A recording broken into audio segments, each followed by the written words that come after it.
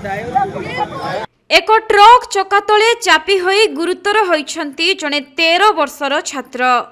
तेबे पुरी गोप थाना अंतर्गत गोप चारिछक रोड बस्ती निकटरे एपरी दुर्घटना घटिछि, जहाँकि एक मालबोझेई ट्रक धक्कारे जने छात्र गुरुतर होई भुवनेश्वर को स्थानांतर होइछंती। सेपटे उत्त्यक्त लोक माने 2 घंटा धरी गोप चारिछक रास्ता रोको करिथिबा बेले खबर पाई पुलिस सेठारे पहुंची तदंत आरंभ करिछि।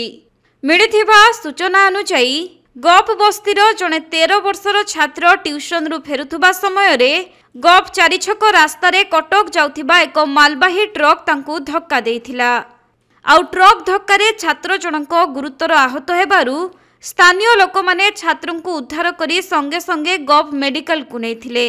हेले तांको अवस्था संकटापन्न थिबारु तांकु डाक्टर भुवनेश्वर कैपिटल हॉस्पिटल को स्थानांतर करिथिबा जणा पड़िछि। अन्यपटे दुर्घटना परे उत्त्यक्त लोक माने गोप चारिछकरे रास्ता अवरोध करिथिबा देखिबाकु मिलिथिला।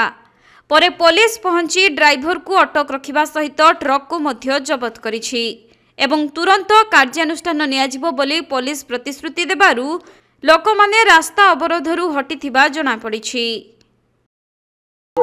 गाड़ी जो एठी द्रुत गति जीवासिया कर छोट पिलाटा बस्तीर नवम श्रेणी छात्र गोप निगमंत स्कूल से बजार कौन कम आसुदार गोटे बड़ गाड़ी 12 चकिया डाला गोटे गाड़ी ताकू धक्का देछि। अवस्था तार बहुत गुरुतर अच्छी। बर्तमान भुवनेश्वर रेफर कर गोप सीएससी डॉक्टर।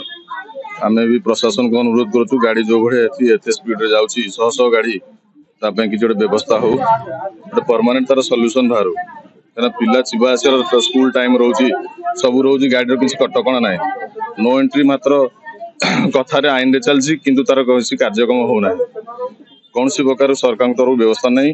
गो गोटे जनगहलीपूर्ण रास्ता ये हजार हजार गाड़ी जो स्पीड जाऊँगी सरकार तरफ प्रशासन तरफ गो पुलिस तरफ किसी व्यवस्था नहीं।